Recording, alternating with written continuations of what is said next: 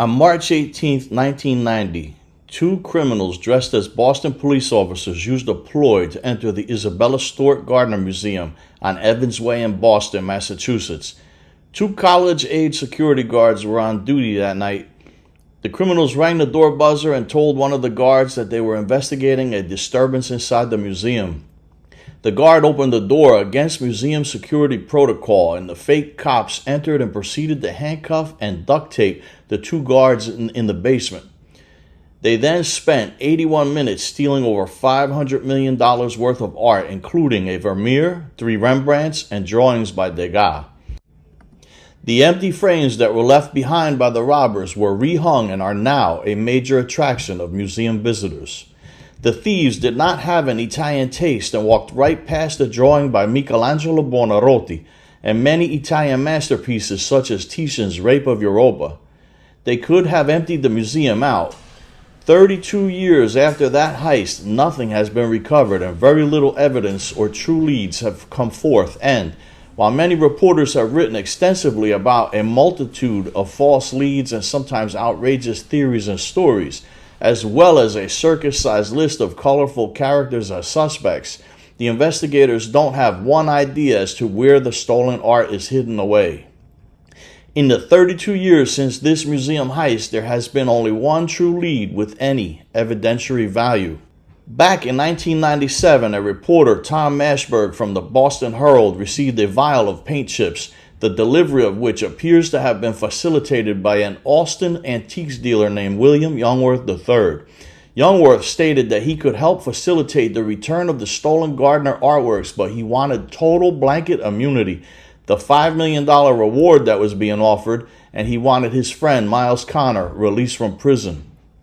Miles Connor was a notorious New England art thief who already reduced a prison sentence in the past by stealing a Rembrandt from the Boston Museum of Fine Art and negotiating its return with federal prosecutors to reduce a prison sentence. He was in prison at the time for stealing Andrew and N.C. Wyeth paintings from the Woolworth estate in Maine. Their claims of returning the Gardner art were taken seriously.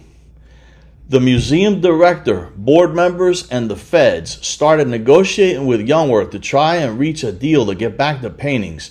Negotiations broke apart over Youngworth's request for total blanket amnesty to protect him from being charged with any crimes connected to the Gardner robbery, and Youngworth walked away from the table forever. Back then, the FBI accused Youngworth of being untruthful and a con man, and stated that the paint chips that Mashberg received at the Boston Herald did not match either of the stolen Rembrandts. But Youngworth never claimed the chips were from the Rembrandts, and now the FBI and the museum administration all admit that the paint chips were totally consistent with the Vermeer. Eventually, the renowned conservation expert Dr. Hubert von Sonnenberg examined the chips and saw that several chemical elements, including a glaze called Red Lake, were like a DNA match to the stolen Vermeer, the concert. This robbery, the largest art theft in America's history, has been covered extensively and doesn't need another book or documentary to add to the 32 years of elaborate theories and stories. That is, unless someone gets to make a documentary with an actual happy ending where some artwork is recovered. This art heist has indeed been over-discussed, but not very much of the reporting touches on Isabella's behavior in her collecting. The extravagant New York-born Boston millionairess Isabella Stewart Gardner loved Italy very much, and Venice in particular, so much so that she had her friend and favorite art dealer Bernard Berenson acquire some of the most exquisite pieces of Italian art that he could get his hands on, and in some cases, the art was smuggled out of Italy. In 1898, Gardner set out to build a 4-story building based on a 15th century Venetian palace, and she imported Italian workers and artisans to do the work because she knew only they could construct the building and do all of the beautiful work in an authentic manner. In her art collecting spree, Bernard Berenson assisted Isabella in acquiring Italian masterpieces by Botticelli, Piero della Francesca, Tintoretto, Raffaello, Titian, Giotto, Benvenuto Cellini, to name only a handful. The problem is, it is well known that Berenson smuggled many of the artworks out of Italy to avoid customs issues, circumvent export rules, and also to avoid paying taxes, and many of the works do not have a true provenance. There are many documents as well as correspondence between Gardner and Berenson themselves that describe how they smuggled works out of Italy, including by hiding pictures in a concealed second bottom of a trunk.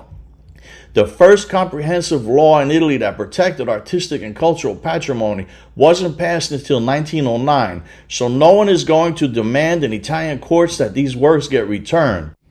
However, the behavior of Isabella Stewart Gardner does demonstrate the general attitude of the super wealthy of both the USA and Great Britain in both the 19th and 20th centuries. This museum is one of the most beautiful small museums in America. But I will point out, as I will continue to do so as we visit other magnificent U.S. museums, that we can love and enjoy our artistic institutions and still hold them to a higher standard of honesty, integrity, and honor. Italy, for many of these arrogant, rich, and powerful, was merely a playground that they felt was ran by incompetent populations. I'm here meeting with William P. Youngworth III, a respected antiques dealer from Springfield, Massachusetts, in his backyard. And we're here to talk about the Gardner Museum and their Italian acquisitions. This is Charles Sabba, my old friend, and very brilliant artist and art investigator. We're talking about the acquisition of the Italian works in the Gardner Museum in Boston. Over an incident that happened there in 1990 where they lost parts of their collection, they investigated me behind this thing, which I didn't appreciate none too much. So, in turn, I investigated them. I started looking into their background. I started looking at their collection, the acquisitions. What is their story? Where did it come from? The more I looked into it, the more troubled I was. What would have happened if Charlie was the investigator in the Gardner matter? What do you think would have happened? I think that art would be back on the walls. By the time Charlie and I really developed a relationship, it was kind of too late for them anyways. What particularly bothered me, and always did, is the religious icons in that Raphael room. I mean, this stuff come off altars. It was taken from churches. In my personal code of conduct, I think taking anything from a church is just morally repugnant. I mean, this is people's places of worship. How did they get from the church to Boston? Well, there was a network.